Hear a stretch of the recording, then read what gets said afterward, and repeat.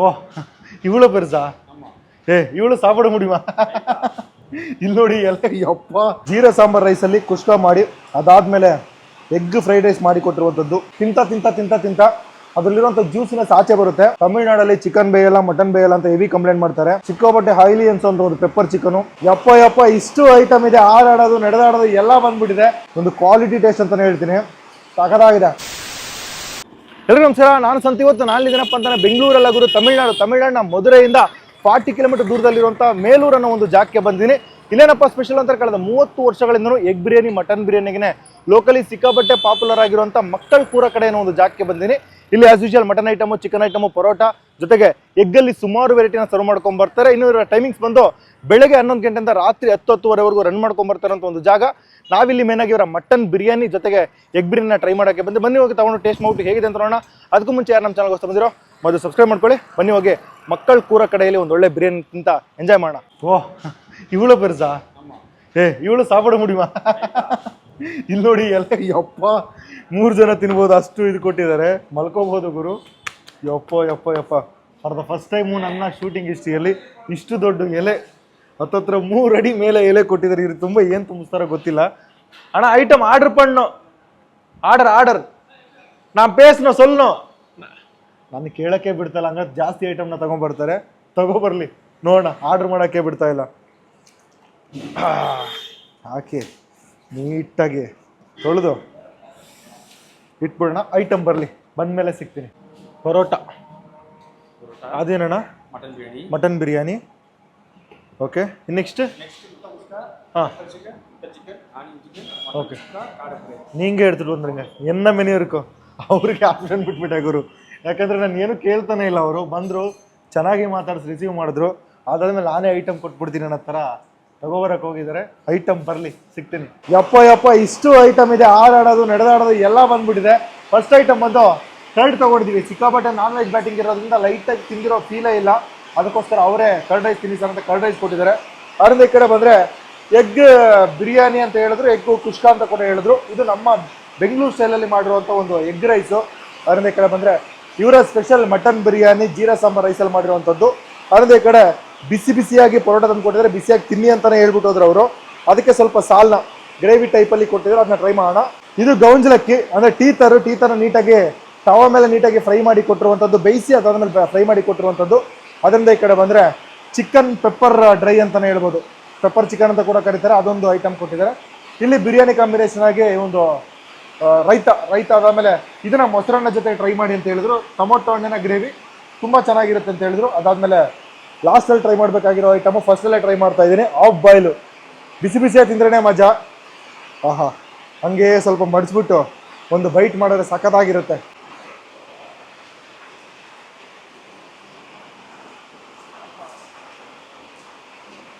ಒಂದು best bite. ಬಿಸಿಯಾಗಿ ಗಂಟಲು ಹೇಳ್ತಾರೆ, ಅಲ್ಟಿಮೇಟ್ ಇರುತ್ತೆ. ಆ್ಯಕ್ಚುಲಿ ಎಲ್ಲ ತಿಂದಾದ್ಮೇಲೆ ಲಾಸ್ಟಲ್ಲಿ ಟ್ರೈ ಮಾಡಿದ್ರೆ ಆಮ್ಲೆಟು ಅಂದರೆ ಆಫ್ ಬಾಯ್ಲು ಸೂಪರಾಗಿರುತ್ತೆ. ನನಗೆ ಆರೋಗ್ಬಿಡುತ್ತೆ. ಆರೋದ್ಮೇಲೆ ಆ ಒಂದು ಮೊತ್ತದ ಹಸಿ ಸ್ಮೆಲ್ ಇದೆ ಗೊತ್ತಾ, ಅದು ಗೊತ್ತಾಗುತ್ತೆ ಅನ್ನೋ ಕಾರಣಕ್ಕೆ ಫಸ್ಟ್ ಬೈಟಲ್ಲೇ ಆಫ್ ಬಾಯ್ಲ್ನ ಮಟಾಚ್ ಮಾಡಿಬಿಟ್ಟೆ. ಈಗ ಇವರ ಸ್ಪೆಷಲ್ಲು ಒಂದು ಸಾಫ್ಟ್ ಆಗಿರುವಂಥ ಪರೋಟ.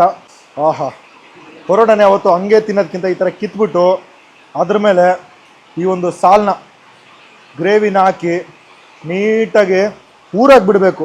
ಅದು ನೀಟಾಗಿ ನೆನಿಬೇಕು. ಅಂದರೆ ಟೇಸ್ಟ್ ಮಾತ್ರ ಅಲ್ಟಿಮೇಟ್ ಆಗಿರುತ್ತೆ. ಈ ಮಧುರೈ ಸರೌಂಡಿಂಗಲ್ಲಿ ಇನ್ನೊಂದು ಐಟಮ್ ಸಿಗುತ್ತೆ. ಇದು ಕಾಂಬಿನೇಷನ್ ಆಗಿ ಮೊಟ್ಟೆ ಮಾಸ್ ಅಂತ, ಮೊಟ್ಟೆಯಲ್ಲಿ ಒಂದು ಮಸಾಲ ಟೈಪಲ್ಲಿ ಮಾಡಿಕೊಡ್ತಾರೆ. ಅದ್ರ ಜೊತೆಗೆ ಒಂದು ಸಾಲ್ನ ಪರೋಟ 3 ಇಟ್ಕೊಂಡು ತಿಂದ್ರೆ ಅಂದ್ಕೊಳ್ಳಿ ಬಾಂಬಾಗಿರುತ್ತೆ. ಇಲ್ಲಿ ಆ ಐಟಮ್ ಇಲ್ಲ. ಒಂದು ಬೆಸ್ಟ್ ಬೈಟು.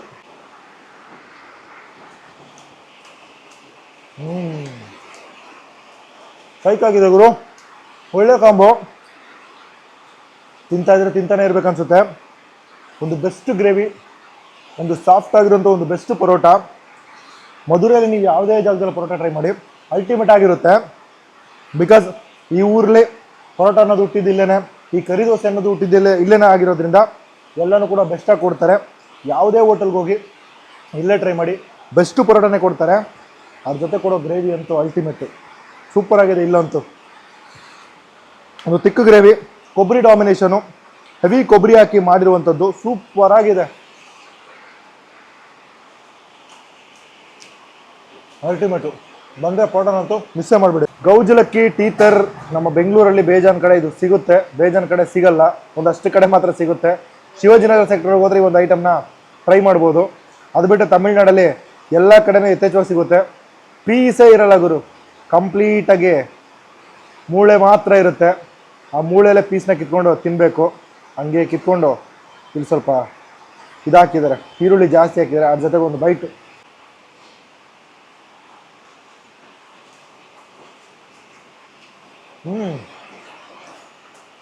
ಚೆನ್ನಾಗಿದೆ. ನೀಟಾಗಿ ಆ ನೀಟಾಗಿ ಆ ಒಂದು ಮೀಟ್ನ ಕುಕ್ ಮಾಡಿರ್ತಾರೆ. ಆ ಟೊಮೊಟೊ ಹಾಕಿ ಕುಕ್ ಮಾಡಿರೋದ್ರಿಂದ ಆ ಒಂದು ಟೊಮೊಟೊ ಫ್ಲೇವರ್ ಮೀಟ್ ಒಳಗಡೆ ಇಳಿದಿರುತ್ತೆ. ಟೊಮೊಟೊ ಬೇಸ್ ಆನ್ ದ ಪಾಯಿಂಟಲ್ಲಿ ಗೊತ್ತಾಗುತ್ತೆ. ಅದಾದಮೇಲೆ ತವಾದಲ್ಲಿ ಫ್ರೈ ಮಾಡಿರ್ತಾರಲ್ಲ, ಆ ಒಂದು ಆನಿಯನಿಂದ ಲೈಟಾಗಿ ಸ್ವೀಟ್ ಟೆಕ್ಸ್ಚರ್ ಸಿಗುತ್ತೆ. ಲೈಟಾಗಿ ಸ್ಪೈಸಿ, ಲೈಟಾಗಿ ಸ್ವೀಟ್ ಇರುವಂಥ ಒಂದು ಟೀತರ್ ಅಂತಲೇ ಹೇಳ್ಬೋದು. ಗೌಜಲಕ್ಕಿ ಚೆನ್ನಾಗಿದೆ, ಸೂಪರಾಗಿದೆ. ಬಿಸಿ ಬಿಸಿ ತಿಂದ್ರಂತೂ ಕಳೆದೇ ಹೋಗ್ತೀರಾ. ಸಿಕ್ಕಾಪಟ್ಟೆ ಆಯಿಲಿ ಅನ್ಸೋಂಥ ಒಂದು ಪೆಪ್ಪರ್ ಚಿಕನು ತವಾದಲ್ಲಿ ಫ್ರೈ ಮಾಡಿ ಕೊಡ್ತಾರೆ. ಆ ಪೆಪ್ಪರ್ ನಿಮಗೆ ಆಚೆ ಗೊತ್ತಾಗುತ್ತೆ ನೋಡಿ, ಕಂಪ್ಲೀಟ್ ಪೆಪ್ಪರ್ಲೆ ಮುಳುಗಿಸ್ಬಿಟ್ಟಿರೋಂಥ ಒಂದು ಚಿಕನ್ನು. ಪೀಸ್ ಅಂತೂ ಪ್ರಾಪರಾಗಿ ಕುಕ್ ಆಗಿದೆ. ಫಸ್ಟ್ ಒಂದು ಬಾರಿ ಬೇಯಿಸ್ಕೊತಾರೆ, ಅದಾದಮೇಲೆ ತವಾದಲ್ಲಿ ಹಾಕಿ ಸಿಕ್ಕಾಪಟ್ಟೆ ಪೆಪ್ಪರು, ಸಿಕ್ಕಾಪಟ್ಟೆ ಮಸಾಲ, ಅದಾದಮೇಲೆ ಕರ್ಬೇವಿನ ಸೊಪ್ಪೆಲ್ಲ ಉಳಿಸ್ಕೊಡ್ತಾರೆ. ಹಂಗೆ ಸ್ವಲ್ಪ ಕರ್ಬೇವಿನ ಸೊಪ್ಪು ಇಟ್ಕೊಂಡು ಒಂದು ಬೈಟ್ ಮಾಡೋಣ, ಒಂದು ಬೆಸ್ಟ್ ಬೈಟ್.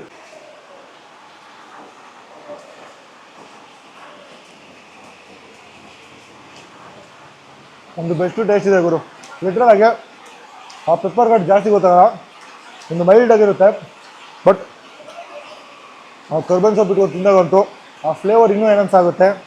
ಒಂದು ಕ್ವಾಲಿಟಿ ಟೇಸ್ಟ್ ಅಂತಲೇ ಹೇಳ್ತೀನಿ, ಸಖತ್ತಾಗಿದೆ. ಮೊದಲೇ ಮಸಾಲ ಹಾಕಿ ಪೀಸ್ನ ಬೇಯಿಸಿರೋದ್ರಿಂದ ಒಳಗಡೆ ಮಸಾಲೆ ಇಳಿದಿರುತ್ತೆ. ಈ ತವಾದಲ್ಲೇ ಫ್ರೈ ಮಾಡಿ ಸ್ವಲ್ಪ ಆಯಿಲ್ ಜಾಸ್ತಿ ಹಾಕಿರೋದ್ರಿಂದ ತಿಂತ ತಿಂತ ತಿಂತ ತಿಂತ ಅದರಲ್ಲಿರುವಂಥ ಜ್ಯೂಸಿನೆಸ್ ಆಚೆ ಬರುತ್ತೆ. ಒಂದು ಬೆಸ್ಟ್ ಟೇಸ್ಟು, ಪಕ್ಕ ಟ್ರೈ, ಮಸ್ಟ್ ಟ್ರೈ. ಹಂಗೆ ಸ್ವಲ್ಪ ಸೈಡ್ಗೆ ನಂಗಿಟ್ಟು ಇಲ್ಲಿರುವಂಥ ಆನಿಯನ್ನು, ಕರ್ಬೇವಿನ ಸೊಪ್ಪು ಎಲ್ಲ ಮರ್ಜ್ ಮಾಡಿ ಒಂದು ಬೆಸ್ಟ್ ಬೈಟ್. ಸೂಪರ್ ಬಂದಂತು. ಪರೋಟ ತೊಗೊಳ್ಳಿ, ಚಪಾತಿ ಚಿಕನ್ ತೊಗೊಳ್ಳಿ, ಅಲ್ಟಿ ಕಾಂಬೋ ಸೂಪರಾಗಿರುತ್ತೆ. ಲೈಟಾಗಿ ಪರೋಟ ತೆಗೆದುಕೊಂತಿದ್ದೀರಂತೂ ಕಳೆದ ಹೋಗ್ತೀರಾ. ಈಗ ನಮ್ಮ 5ನೇ ಐಟಮ್ ಅಂದ್ಕೊತೀನಿ.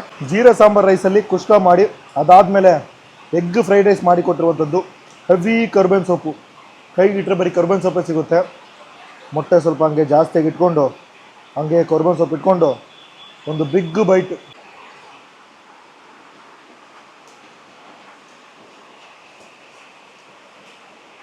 ಹೇಳಿದ್ನಲ್ಲ, ಚಿಕನ್ ಬಿರಿಯಾನಿನ ಫ್ರೈಡ್ ರೈಸ್ ಆಗಿ ಮಾಡಿಕೊಟ್ಟಿದ್ದಾರೆ. ಕುಷ್ಕ ಬಿರಿಯಾನಿ, ಕುಷ್ಕ ಎಗ್ ರೈಸ್, ಕುಷ್ಕ ಬಿರಿಯಾನಿ, ಕುಷ್ಕ ಎಗ್ ಬಿರಿಯಾನಿ ಅಂತ ಏನು ಹೇಳಿದ್ರು. ಫಸ್ಟ್ ಬೈಟಲ್ಲಿ ನಿಮಗೆ ಎಗ್ ರೈಸ್ ಅನ್ನೋ ಫೀಲ್ ಸಿಗೋಲ್ಲ, ಕುಷ್ಕ ತಿಂತಿದ್ದೀನಿ ಅನ್ನೋ ಫೀಲ್ ಸಿಗುತ್ತೆ. ಅದಾದಮೇಲೆ ಮಿಡ್ಡಲ್ಲಿ ಎಗ್ ಕಚ್ತಾ ಒಂದು ಲೈಟಾಗಿ ಡಿವಿಯೇಷನ್ ಕೊಡುತ್ತೆ, ಲೈಟಾಗಿ ಎಗ್ ರೈಸ್ ಅನ್ನೋ ಫೀಲ್ ಸಿಗುತ್ತೆ. ಬಟ್ ಮೇನಾಗಿ ಇದನ್ನ ಒಂದು ಅವ್ರು ಹೇಳ್ದಂಗೆ ಕುಷ್ಕ ಬಿರಿಯಾನಿ ಆದರೆ ಎಗ್ ಕುಷ್ಕ ಬಿರಿಯಾನಿ ಅಂತಲೇ ಹೇಳ್ಬೋದು. ಮೇನ್ ಡಾಮಿನೇಷನ್ ಕುಷ್ಕನೇ ಗುರು. ಹಂಗೆ ಸ್ವಲ್ಪ ಕರ್ಬೇವಿನ ಸೊಪ್ಪು ತೊಗೊಂಡು ಇದನ್ನು ಸ್ವಲ್ಪ ತೊಗೊಳ್ಳೋಣ. ರೈಸ್ ಜೊತೆಗೆ ಚಿಕನ್ ಇಲ್ಲಾಂದರೆ ಏನೋ ಒಂಥರ ಬ್ಲಾಂಡ್ ಅನಿಸುತ್ತೆ. ಇನ್ನು ಎಗ್ ಜಾಸ್ತಿ ಹಾಕ್ಕೊಟ್ರೆ ಚೆನ್ನಾಗೇ ಇರುತ್ತೆ. ಬಟ್ ಇದೊಂದು ಕುಷ್ಕ ಬಿರಿಯಾನಿ ಆಗಿರೋದ್ರಿಂದ, ಕುಷ್ಕ ಎಗ್ ಬಿರಿಯಾನಿ ಆಗಿರೋದ್ರಿಂದ ಮೇನು ಎಗ್ ಡಾಮಿನೇಟ್ ಮಾಡ್ತಾ ಇಲ್ಲ. ಹೌದಾ, ಲೈಟಾಗಿ ಹಿತವಾಗಿ ಒಂದು ಎಗ್ ರೈಸ್ನ ತಿನ್ಬೇಕಂತಾರೆ ಇದಂತೂ ಪಕ್ಕ ಸಜೆಸ್ಟ್ ಮಾಡ್ತೀನಿ, ಪಕ್ಕ ಟ್ರೈ ಮಾಡಿ. ಹೆವಿ ಏನೋ ಫೀಲ್ ಸಿಗೋಲ್ಲ, ಸಿಕ್ಕಾಪಟ್ಟೆ ಮಸಾಲ ಇಲ್ಲ, ಒಂದು ಏನಂತಾರೆ ಒಂದು ಮೈಲ್ಡ್ ಆಗಿರುವಂಥ ಒಂದು ಕುಷ್ಕನ ಎಗ್ ರೈಸ್ ಮಾಡಿ ಕೊಟ್ಟಿರುವಂಥದ್ದು ಚೆನ್ನಾಗಿದೆ. Next item jeera sambar rice. ಆರಾಮ ಅಂತೂ ಸಖತ್ತಾಗಿದೆ. ಒಂದು ಟೊಮೊಟೊ ಬೇಸ್ ಬಿರಿಯಾನಿ ಫೀಲ್ ಕೊಡ್ತಾ ಇದೆ. ಕೆಂಪು ಮಸಾಲ, ಲಿಟ್ರಲಾಗಿ ತಮಿಳ್ನಾಡು ಸ್ಟೈಲ್ ಬಿರಿಯಾನಿ ಅಂತ ಹೇಳ್ಬೋದು. ಅದರಲ್ಲೂ ದಿಂಡಿಗಲ್ ಸ್ಟೈಲು ಬಿರಿಯಾನಿ. ಸಿಕ್ಕಾಪಟ್ಟೆ ಮಟನ್ ಪೀಸು ಚಿಕ್ಕ ಚಿಕ್ಕದಾಗಿ ಹಾಕಿರ್ತಾರಲ್ಲ, ಪೀಸ್ ಅಂತೂ ಪ್ರಾಪರಾಗಿ ಕುಕ್ ಆಗಿರುತ್ತೆ. ಪೀಸ್ ಬಗ್ಗೆ ಮಾತಾಡೋಂಗೆ ಇಲ್ಲ ಗುರು. ತಮಿಳ್ನಾಡಲ್ಲಿ ಚಿಕನ್ ಬೇಯಲ್ಲ, ಮಟನ್ ಬೇಯಲ್ಲ ಅಂತ ಹೆವಿ ಕಂಪ್ಲೇಂಟ್ ಮಾಡ್ತಾರೆ. ಬಟ್ ಈ ಸೆಕ್ಟ್ರಲ್ಲಂತೂ ಎಲ್ಲನೂ ಸಖತ್ತಾಗಿ ಬೆಂದಿರುತ್ತೆ. ಒಂದು ಅರೋಮೆಟಿಕ್ ಆಗಿರುವಂಥ ಬಿರಿಯಾನಿ, ಒಂದು ಬೈಟ್.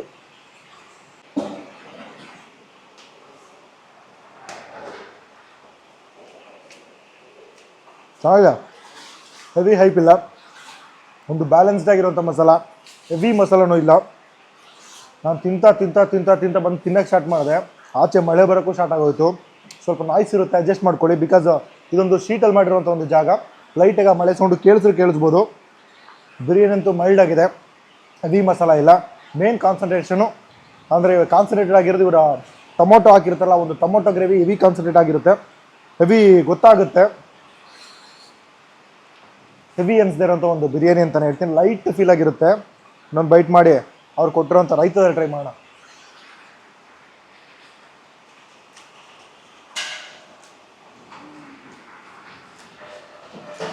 ಮಸಾಲ ಕಮ್ಮಿ ಇರೋದ್ರಿಂದ ನಿಮ್ಗೆ ಹೆವಿನೆಸ್ ಗೊತ್ತಾಗಲ್ಲ. ಒಂದು ಬ್ಯಾಲೆನ್ಸ್ಡ್ ಬಿರಿಯಾನಿ, ಹೆವಿ ಟೇಸ್ಟಿ ಇಲ್ಲ, ಆ ಥರ ಡಿಗ್ರೇಡ್ ಮಾಡೋಂಥ ಕಮ್ಮಿ ಕ್ವಾಲಿಟಿ ಟೇಸ್ಟಲ್ಲಿ ಇಲ್ಲ. ಟೇಸ್ಟು ಬ್ಯಾಲೆನ್ಸ್ ಆಗಿದೆ, ಒಂದು ಮಿಡ್ ರೇಂಜಲ್ಲಿರುವಂಥ ಒಂದು ಟೇಸ್ಟ್ ಅಂತಲೇ ಹೇಳ್ತೀನಿ. ಈಗ ಅವ್ರು ಕೊಟ್ಟಿರೋಂಥ ಈ ತಿಕ್ ರೈತ ಜೊತೆಗೆ ಒಂದು ಮಿಕ್ಸ್ ಮಾಡಿ ಹಂಗೆ ಸ್ವಲ್ಪ ಪೀಸ್ಗಳನ್ನೆಲ್ಲ ಇಟ್ಕೊಂಡು ಒಂದು ಬೈಟ್.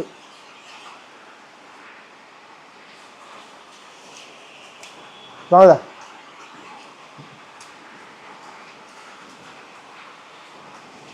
ಹಂಗೆ ಟ್ರೈ ಮಾಡೋಕ್ಕಿಂತ ಲೈಟಾಗಿ ರೈತ ಹಾಕೊಂಡು ಟ್ರೈ ಮಾಡಿದ್ರೆ ಆ ಹುಳಿ ಮತ್ತು ಈ ಹುಳಿ ಎರಡು ಮರ್ಜಾಗೆ ಒಂದು ಹುಳಿ ಆಗಿರೋಂಥ ಒಂದು ಬಿರಿಯಾನಿ ಟೇಸ್ಟ್ ಮಾಡಿದಂಗೆ ಫೀಲ್ ಆಗುತ್ತೆ. ಓಕೆ ಫೈನಲ್ ಐಟಮು ಮೊಸರನ್ನ. ಸಿಕ್ಕಾಬಟ್ಟೆ ಮೊಸರು ಹಾಕಿ ಕೊಟ್ಟಿರುವಂಥದ್ದು. ನಾವು ಹಂಗೆ ಟ್ರೈ ಮಾಡಲ್ಲ, ಇವ್ರು ಕೊಟ್ಟಿರೋಂಥ ಟೊಮೊಟೊ ಪಚ್ಚಡಿ ಜೊತೆ ಟ್ರೈ ಮಾಡ್ತೀವಿ. ಅವ್ರು ಅದೇ ಹೇಳಿದ್ದು, ಹಾಕ್ಕೊಂಡು ತಿನ್ನಿ ಸರ್ ಚೆನ್ನಾಗಿದೆ ಅಂತ. ಒಂದು ಬೈಟ್ ಮಾಡೋಣ.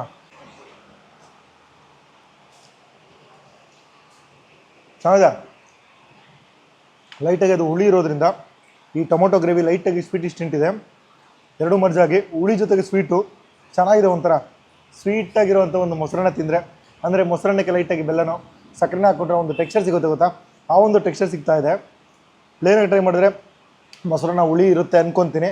ಹಂಗೆ ಒಂದು ಬೈಟ್ ಮಾಡೋಣ. ಸ್ವಲ್ಪ ಮೇಲೆ ಎಕ್ಸ್ಟ್ರಾ ಮೊಸರು ಹಾಕಿ ಕೊಟ್ಟಿದ್ದಾರೆ. ಹೆವಿ ಕ್ವಾಂಟಿಟಿ ಕೊಡ್ತಾರೆ ಗುರು, ಕಮ್ಮಿ ಅಂತೂ ಅಲ್ವೇ ಅಲ್ಲ. ಹೇಳಿದ್ನಲ್ಲ, ಮೊಸರನ್ನ ಹುಳಿದೆ, ಈ ಟೊಮೊಟೊ ಗ್ರೇವಿ ಲೈಟಾಗಿ ಸ್ವೀಟಿಶ್ ತಿಂಟಿರೋದ್ರಿಂದ ಎರಡು ಮರ್ಜಾಗಿ ಹುಳಿ ಮತ್ತು ಸ್ವೀಟು ಒಂದು ಬೆಂಕಿ ಟೇಸ್ಟಲ್ಲಿದೆ. ಪ್ಲೇನಾಗಿ ಟ್ರೈ ಮಾಡಿದ್ರೆ ಹುಳಿ ಅಂತ ಬಿಟ್ಟು ಹೋಗ್ತೀರಾ. ಎರಡು ಮಿಕ್ಸ್ ಮಾಡ್ಕೊತೀನಿ, ಸೂಪರ್ ಆಗಿದೆ.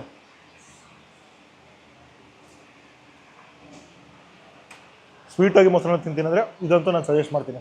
ಅದು ಬಿಟ್ಟರೆ ಈ ಪೆಪ್ಪರ್ ಚಿಕನ್ನು, ಕಾಡೆ, ಪರೋಟ ಜೊತೆಗೆ ಸಾಲ್ನ ಅಲ್ಟಿಮೇಟು. ಅದಾದಮೇಲೆ ಲೈಟಾಗಿ ತಿಂತೀನಿ ಅಂದರೆ, ಲೈಟಾಗಿ ಹೆವಿ ಅನಿಸಿದೆ, ಲೈಟಾಗಿ ಒಂದು ಎಗ್ ರೈಸ್ ತಿಂತೀನಿ ಅಂದರೆ ಈ ಎಗ್ ರೈಸ್ನ ಕೂಡ ಟ್ರೈ ಮಾಡ್ಬೋದು. ಸೊ ಎಲ್ಲ ಹೇಳ್ಬೇಕಂತಂದರೆ ಜಾಗ ಶುರುವಾಗಿ 30 ವರ್ಷ ಆಗಿದೆ. ಲೋಕಲಿ ಸಿಕ್ಕಾಪಟ್ಟೆ ಪಾಪ್ಯುಲರು, ಹೆವಿ ಜನ ಬರ್ತಾರೆ ಬಿಕಾಸ್ ಆಫ್ ಇವರ ಈ ಒಂದು ಐಟಮ್ನ ಟ್ರೈ ಮಾಡೋಕ್ಕೆ. ಇದಕ್ಕಿಂತ ಇನ್ನೂ ಬೇರೆ ಐಟಮ್ ಇದೆ. ನಮಗೆ ಮೇನಾಗಿ ಹೈಲೈಟಾಗಿ ಜನ ಯಾವುದು ಇಷ್ಟಪಟ್ಟು ತಿಂತಾರೋ ಆ ಐಟಮ್ನ ತರಿಸ್ಕೊಂಡು ಟೇಸ್ಟ್ ಮಾಡಿದ್ವಿ. ನೀವೇನಾದರೂ ಮಧುರೈ ಕಡೆ ಬಂದರೆ, ಮಧುರೈಯಿಂದ ಒಂದು 40 ಕಿಲೋಮೀಟರ್ ದೂರ ಮೇಲೂರು, ಇದು ಬಂದು ಮಧುರೈ ಟು ಶಿವಗಂಗೆ ಹೋಗುವಂಥ ಒಂದು ಮೇನ್ ರೋಡು. ಅದರ ರೈಟ್ ಸೈಡ್ಗೆ ಬರುವಂಥ ಒಂದು ಜಾಗ ಮಕ್ಕಳ ಕೂರ ಕಡೆ ಅಂತ. ಗೂಗಲ್ ಕೂಡ ಇದ್ರ ಎಕ್ಸಾಕ್ಟ್ ಲೊಕೇಶನ್ ಸಿಗುತ್ತೆ. ಸೊ ಈ ಕಡೆ ಬಂದರೆ ಒಂದು ಬಾರಿ ಟ್ರೈ ಮಾಡಿ. ಒಂದು ಹಿತವಾಗಿ, ಒಂದು ಲೈಟಾಗಿ ಒಂದು ಒಳ್ಳೆ ಮಟನ್ ಟ್ರೈ ಮಾಡ್ತೀನಿ ಅಂದರೆ ಇನ್ನಂತೂ ಪಕ್ಕ ಸಜೆಸ್ಟ್ ಮಾಡ್ತೀನಿ ಅಂತ ಹೇಳ್ಬೋದು. ಸೊ ನಾನು ವೀಡಿಯೋ ಮುಗಿಸ್ಕೊಂಡು ಹೊರಡ್ತೀನಿ. ತುಂಬ ಟೈಮ್ ಆಗೋಯ್ತು, 4-5 ಗಂಟೆ ಆಗೋಯ್ತು. ಈ ವಿಡಿಯೋ ಇಷ್ಟ ಆಗಿದ್ರೆ ಲೈಕ್ ಮಾಡಿ, ಶೇರ್ ಮಾಡಿ. ಇನ್ನು ನಮ್ಮ ಚಾನಲ್ಗೆ ಸಬ್ಸ್ಕ್ರೈಬ್ ಮಾಡ್ಕೊಳ್ಳಿ. ಇದೇ ಥರ ಮಧುರೈ ಕಂಟೆಂಟ್ಗಳಿಗೋಸ್ಕರ ನಮ್ಮ ಪೇಜ್ನ ಮರಿದೆ ಸಬ್ಸ್ಕ್ರೈಬ್ ಮಾಡಿ. ಫೇಸ್ಬುಕ್ಕಿಂದ ನೋಡ್ತಾ ಇದ್ರೆ ಮರಿದೆ ಫಾಲೋ ಮಾಡಿ ಅಂತ ಹೇಳ್ತೀನಿ. ಸೊ ನಾನು ಹೊರಡ್ತೀನಿ. ಟೇಕ್ ಕೇರ್, ಬಾಯ್.